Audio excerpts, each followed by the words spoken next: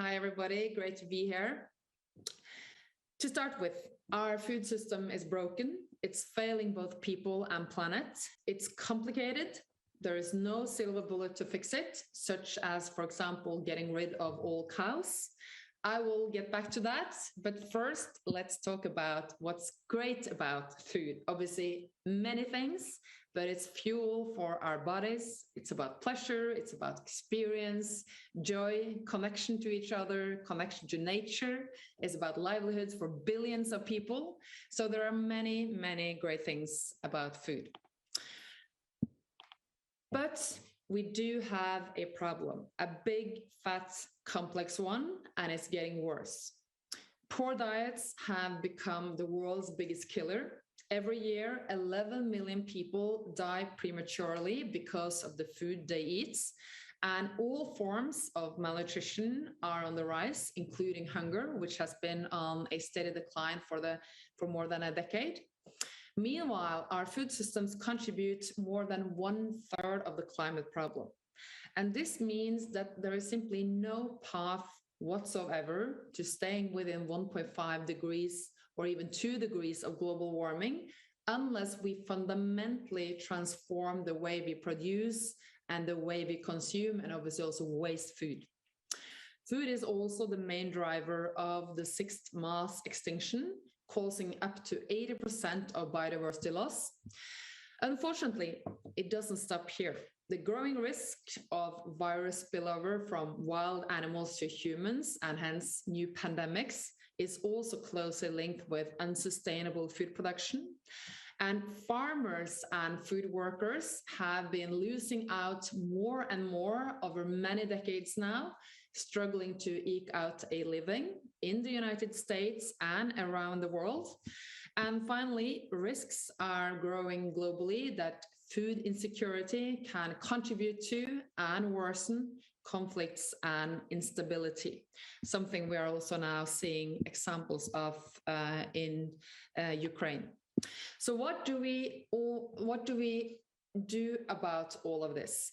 Well, we need a full-scale reboot and transformation of our food systems. First, we need to shift to regenerative, nature-positive food production. This is because sustainable production, food production, is simply no longer good enough because we have destroyed so much of nature and so much of natural ecosystems that we now need to produce food in ways that restore and regenerate nature. Also, in parallel, food systems must go from being a massive contributor to the climate crisis to become net carbon sinks, absorbing and storing massive amounts of carbon in the soil. Second, we need to shift our diets to foods that are healthy, that are resilient and sustainably produced, and diets that have much more variety. Because today, 75% of our calories come from only 12 plants and 5 animal species, which is madness. The third shift is about securing justice, securing fair, equitable livelihoods for farmers and food workers in the supply chain. And the last shift is about making food loss and food waste a thing of the past by shifting to circular food economies. As many of you will know, 1/3 of everything we produce is lost or wasted today. So we basically know what the big shifts we need are. But the question is, how do we bring them about? We need unprecedented collective action and collaboration on all levels, global, national, local. At the global level, we need consensus around robust scientific targets, the equivalent to the 1.5 degrees target for climate, if you will, but targets to rally the world behind. And obviously these targets need to be compliant with the Sustainable Development Goals.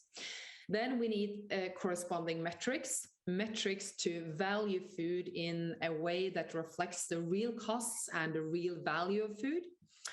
We need to get food into climate action, both as part of the actual climate negotiations and the COP process, and in countries' national climate plans.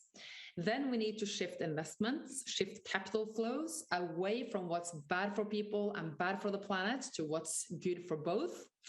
And obviously, we also need to reform food trade so that trade supports the changes we need. And in parallel with all of this, we need to fuel a people's movement bottom up and empower people everywhere to make better decisions for themselves and their local communities, but also for people to demand action from policymakers and business. At the country level, that's where most of the magic will happen. We need to bring all stakeholders to the table. And 3 years ago, my organization EAT helped pilot such food systems dialogues. And thanks to last year's United Nations Food Systems Summit, more than 140 countries around the world have now conducted such dialogues at the national level. And these dialogues are really the starting point for the creation of holistic food systems policies and integrated action plans or strategies. And obviously these strategies must be based on science-based targets, and everything from agricultural subsidies to public procurements and fiscal policies and national dietary guidelines. All of this must be connected, and all of this must be working towards the same overarching outcomes.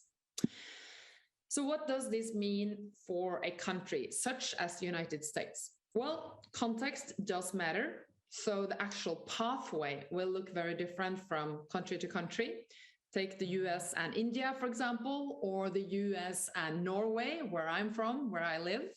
Obviously, very different challenges and hence very different solutions and pathways to get there. But at the same time, we have some key common denominators.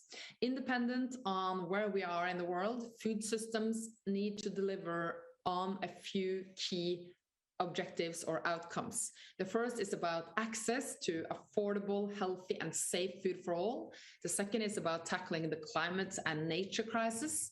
And the third is about ensuring justice and decent livelihoods for farmers and other food workers. And the last is about ensuring decent animal health and welfare while reducing the risks and costs of new pandemics.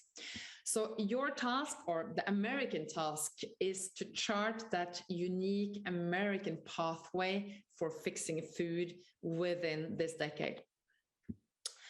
Then let's zoom in on one of the common denominators, or one of the common outcomes that food systems must deliver on.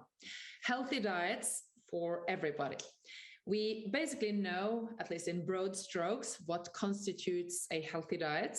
We can, of course, disagree and discuss the details, but we know that a diet rich in a wide variety of whole plant foods, supplemented by enough, but not too much, meat and animal proteins or animal source food, and with little, if any, ultra-processed food, sugar, and refined carbs, is good for our health, and it turns out, fortunately, to be good for our planet too. And that is why the Eat Lancet Commission's report and recommendations was named the Planetary Health Diet, which you see as on this slide as the composition of a plate. Since this Eat Lancet report was published 3 years ago in 2019, many other papers and scientific assessments, including the IPCC reports, have confirmed that we need to move in this direction: healthy, plant-rich diets. Many countries' dietary guidelines are now fortunately moving in this direction. But my key point here is that this Eat Lancet framework allows each nation to define their dietary guidelines and pathways grounded in their unique food traditions and local realities. So to the elephant or the cow in the room, let me be very, very clear. Livestock and other animals are an important part of resilient, nature-positive, and regenerative food systems, And also, they are an important part in delivering healthy diets for all, especially for vulnerable populations. But today we have some 1.5 billion cattle, 1 billion pigs, 1 billion sheep and goats, and some 19 billion chickens on this planet. This means that the meat industry occupies in total over 80% of the world's arable land. The meat industry, or our animals, consume 1/3 of the grains we produce, but the meat industry only provides some 18% of the world's calories. Very inefficient. In other words, the problem is not the cow. The problem is overproduction and overconsumption of industrialized cheap meats, or so-called factory farmed meats, mainly in OECD countries. And the science here is as clear as science can be. Factory farming is as bad for the planet as coal-fired power plants. It drives antibiotic resistance and the tsunami of obesity and diet-related diseases. It increases pandemic risks, like we've seen with bird flu and swine flu. And of course, it's a disaster for animal health and welfare, and something that future generations will look back at in disbelief and horror. So to conclude, it's not the cow, but the how and how many. At the global level, it's about less but better. And it's about putting an end to factory farming and shifting to free-range, grass-fed and regenerative livestock. So finally, what does all of this mean for you? I'm not going to go through the slides, but if there are a couple of things I hope you will remember from my talk, it is that fixing food is basically a make it or break it for humanity on this planet, for our common future. And we are running out of time. Science shows that we have a decade to turn the curves. We need to think global, but a lot of the actions must happen locally. Each and every one of us have a role to play in fixing food. And if we roll up our sleeves and work together, we can shift food from being our biggest problem to becoming the most powerful preventative medicine for people and planet. So thank you so much for the attention, and let's get on with it.